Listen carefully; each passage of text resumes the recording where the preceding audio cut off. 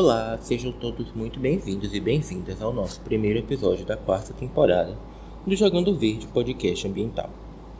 No episódio de hoje, iremos conversar sobre um tema que se torna cada vez mais relevante no nosso contexto social: a racionalização do uso da água em um contexto soteropolitano. Para enriquecer o nosso debate e contar um pouco de suas vivências no programa Água Pura, contamos com Maria do Socorro, a coordenadora do programa. Você já deve ter escutado aquela frase: precisamos economizar água, pois no futuro vai faltar. Esse futuro mencionado está mais próximo do que imaginamos. As altas temperaturas vivenciadas no mês de março de 2024 em Salvador, a escassez de chuvas, o crescimento populacional, as mudanças climáticas e a ocupação desordenada do solo têm sido as principais responsáveis pelo comprometimento da segurança hídrica e da diminuição da captação e armazenamento de água na capital baiana. De acordo com a ONU, uma pessoa gasta em média 110 litros de água por dia para atender às suas necessidades básicas de higiene, enquanto que no Brasil o uso pode chegar a 200 litros. Nesse contexto, o Brasil é um dos maiores reservatórios hídricos do mundo, concentrando cerca de 15% do total de água disponível no planeta. Por exemplo, em São Paulo, o sistema Cantareira é responsável pelo abastecimento de 9 milhões de pessoas e tem sofrido períodos de seca nos últimos anos. Portanto, os diversos setores da sociedade devem se organizar e se engajar na busca de um futuro mais sustentável para o planeta, levando em consideração a iminência da escassez de água e da crise hídrica terem vindo à tona nos momentos de pouca chuva e de calor extremo.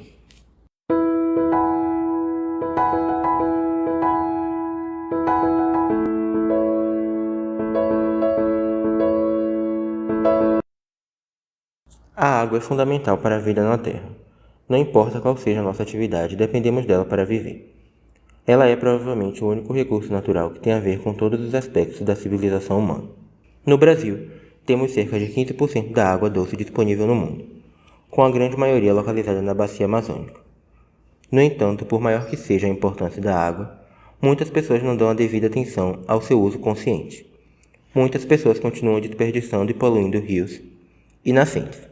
É claro que uma grande parte dessa perda é responsabilidade da má administração de recursos naturais por parte da indústria e dos órgãos públicos responsáveis. No entanto, como consumidores, também temos a tarefa de economizar esse bem tão escasso no nosso dia a dia. Uma região que é bastante emblemática em território nacional é a do semiárido, que enfrenta períodos de estiagem frequentes e problemas referentes à qualidade das águas nas fontes, muitas delas inadequadas ao consumo humano. Mas há outras regiões em que o acesso à água potável também não é fácil, como as comunidades ribeirinhas da região amazônica, povoados construídos praticamente sobre os grandes rios e igarapés que não têm acesso à água. Nesse caso, o fator limitante não é a falta do recurso, mas a qualidade da água disponível, muitas vezes imprópria para o consumo devido a contaminantes. E não é só em regiões distantes que isso acontece. Nas zonas rurais de muitos municípios ou até em alguns nichos específicos dentro de áreas urbanas, inclusive na região Nordeste, por uma série de motivos diferentes, muitas vezes o acesso à água é precário, limitado ou inexistente. Então, Maria, nesse contexto gostaríamos de entender o que é a racionalização do uso da água e quais são os impactos que este método ocasiona na vida dos soteropolitanos.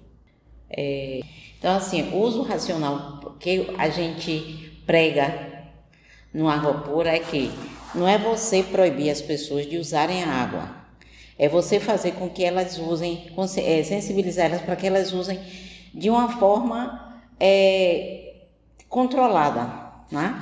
Não é você tomar um banho e deixar a torneira lá aberta enquanto passa sabão, não é você lavar os pratos e deixar a torneira lá aberta enquanto está passando sabão, entendeu? É você escovar os dentes e fechar a torneira enquanto está escovando, depois você abrir. Então, é uma coisa assim, para reduzir os desperdícios e não reduzir o consumo, né? Você vai usar o que é necessário e vai guardar. A gente quer que você use simplesmente o que é necessário. E quais são os impactos que esse método ocasiona na vida dos soteropolitanos? Quando a gente não... Muita gente faz assim, mas tem muita água. Como é que vai acabar a água do mundo? Água de qualidade, nós temos muita água, mas água de qualidade temos pouca. E nós aqui de Salvador somos abastecidos pela bacia do Paraguaçu, que está localizada no semiárido, onde não tem água. Então é injusto a gente trazer a água para cá e ainda aqui a gente desperdiçar. Já chega as perdas que são feitas na distribuição através da nossa concessionária, né? Que é um estudo que ela vem fazendo há muitos anos, mas que sempre tem muita perda na tubulação na hora da distribuição. Então, se você economiza, se eu uso mais de forma racional, você usa, e seu vizinho usa, você vai ver que vai ter mais água para mais gente. E a gente vai evitar de trazer tanta água do semiárido. Na conjuntura ambiental atual, as ações de conservação surgem como alternativas potenciais para promover o uso da água. Essas ações podem ser aplicadas em diferentes níveis de atuação, como em bacias hidrográficas, sistemas públicos urbanos de abastecimento de água e de coleta de esgoto sanitário e sistemas prediais. De modo geral, o uso racional articula a minimização de desperdícios por perda ou uso excessivo, com a maximização da eficiência do uso sem o comprometimento da qualidade. Dessa forma, Marinha, é super importante entender quais são as principais formas de racionalização do uso da água. E ainda mais, é possível abarcar toda a esfera populacional nesta manobra para economizar o recurso hídrico? Então, Jorge, as pessoas perguntam assim, é possível fazer uso racional de água? Todo mundo pode racionalizar. Como eu já te disse anteriormente, se você, na hora de tomar um banho, na hora de lavar um prato, na hora de lavar uma roupa, você usa o que é necessário, fecha a torneira para depois abrir novamente, você vai economizar bastante, tanto na sua conta, que é bom para o seu bolso, como para as pessoas que são desprovidas de água, né? Você sabe que a gente tem que tem muita gente que não tem abastecimento de água. Sim. De boa qualidade. Então, as pessoas falam assim, mas todo mundo tem água. Não, nem todo mundo tem água, porque as pessoas não veem a realidade das pessoas que vivem tanto no interior. Se você viajar pelo semiárido, você vai ver muita gente que sofre com esse problema de água e que a gente aqui em Salvador não acha que existe isso, mas existe, certo? E uma forma de você fazer um uso racional é você colocar uma garrafa PET dentro da descarga. Quando a descarga é acoplada, você já diminui a quantidade de água que você vai dar uma descarga quando você faz só xixi, né? Você botando um redutor de vazão nas torneiras, a pressão aumenta e o consumo diminui. Então, tem algumas coisas que nós fazemos para poder reduzir o consumo. Aqui na UFBA é mais difícil porque nós não temos investimento de nada. O programa Água Pura não tem um tostão para comprar nada. Então, a gente fica sempre pedindo alguém ou pedindo às unidades que façam o que a gente acha que é melhor para economizar. Trazendo um pouco mais do contexto universitário, em especial a UFBA, hoje você é líder do programa Água Pura. Nesse sentido, o programa Água Pura insere-se na perspectiva de uma atividade precursora na UFBA. Em 2001, ante muitas demandas tradicionais e do início da expansão da universidade, não havia um espaço institucional para o amplo programa ambiental. As questões ambientais eram tratadas em pesquisas e salas de aulas de cursos específicos, mas não eram consideradas na gestão dos campi, e não faziam parte das prioridades institucionais. É de suma importância a atuação do programa Água Pura na Universidade Federal da Bahia, e dessa forma gostaríamos de saber, sobre o programa Água Pura, quais foram os resultados obtidos ao longo desses mais de 20 anos de atuação, com a implantação desse programa na instituição federal?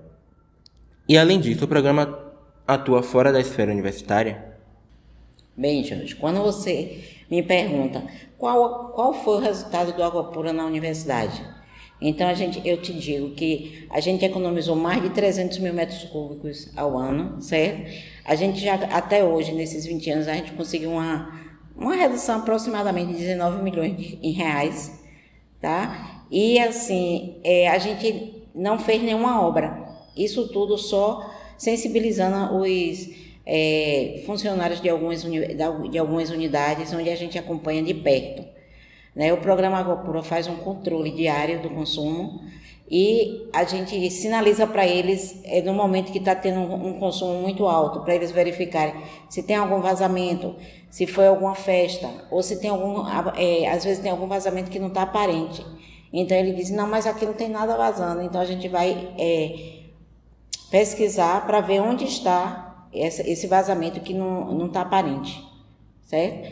Então, assim, a gente também diminuiu o per capita, daqui era 45 metros cúbicos dia, hoje está em 12, principalmente aqui na escola, onde a gente tinha uma pessoa que é bem responsável. Então, qualquer problema que tivesse na tubulação, que ele visse que o consumo tinha aumentado um pouquinho um dia, ele já ia procurar saber na escola toda onde estava esse vazamento.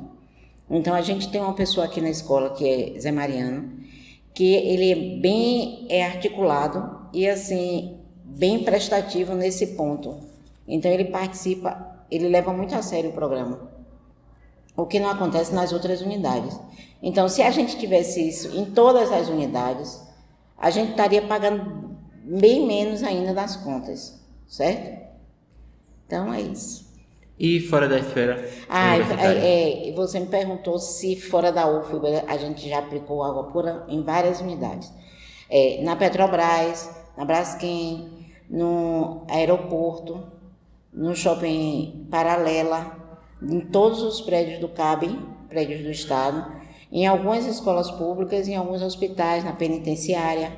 Então, todos esses lugares, o água pura já foi aplicado. E tiveram excelentes resultados. Por quê? Porque lá o governo aderiu mesmo e colocou uma pessoa para fiscalizar quem fazia parte e quem não fazia. Então, a gente teve resultados bons por isso. Aqui na UFBA não tem uma pessoa que fiscalize quem participa do programa. Então, é onde a gente tem mais dificuldade. No dia 22 de março de 1992, a Organização das Nações Unidas criou o Dia Mundial da Água. A data é um esforço da comunidade internacional para colocar em pauta questões essenciais que envolvem os recursos hídricos. Na mesma data, a ONU redigiu a Declaração Universal dos Direitos da Água, com o objetivo de atingir todos os indivíduos, todos os povos e todas as nações, visando um esforço conjunto através da educação e do ensino. Por outro lado, os pesquisadores informam que soluções mais complexas exigem um manejo integrado de águas urbanas, abordando todo o seu ciclo e estabelecendo alternativas para que as águas sejam utilizadas de forma eficiente. O desenvolvimento, a avaliação e uso de equipamentos sanitários economizadores, estruturação de programas de uso eficiente de água e acompanhamento de consumo, uso de fontes alternativas como forma de abastecimento complementar e até mesmo o manejo das águas de drenagem urbana, além do correto tratamento dos esgotos gerados para evitar a contaminação dos mananciais, podem fazer parte de programas mais complexos para locais onde existe o abastecimento de água potável. Mas a disponibilidade hídrica torna-se crítica para abastecer toda a população existente. Nesse contexto, Maria, estamos abertos para ouvir as suas considerações finais sobre o assunto. Então, Jorge, eu espero que tenha esclarecido para você e tenha mostrado a importância do programa Água Pura para toda a comunidade. Tá? A gente quer mostrar na UFBA que não é automatizando o programa que a gente vai ter bons resultados. Automatizando a gente vai ter o resultado que a Embasa tem, não precisa automatizar. A gente quer que as pessoas sejam sensibilizadas para ver o que ela consome e o que ela pode fazer para diminuir. Então, o objetivo maior da gente é esse, não é simplesmente dizer, você pagou tanto de água esse mês. Não é isso que a gente quer. A gente quer que você tenha consciência de que, poxa, nós estamos gastando muito. O que podemos fazer para diminuir essa conta? Já que o governo não está investindo nas unidades, nas instituições federais de ensino. Então, era uma forma da gente ter um dinheirinho guardado, né? Agora que chegamos ao final do nosso episódio, eu gostaria de agradecer a você, Maria, por responder de forma tão excelente as nossas perguntas. E agradecer também pela disponibilidade e interesse de estar aqui conosco na gravação do podcast Jogando Verde. E o nosso agradecimento também a você que nos escutou até este momento. Lembrando que esta é uma atividade desenvolvida pelo Programa de Educação Tutorial de Engenharia Sanitária e Ambiental da UFBA. E para continuar ouvindo o podcast, basta ficar atento ao nosso Spotify, ao nosso Instagram, @petambiental.ufba, e também ao nosso YouTube. Fique ligado e não perca nenhum episódio.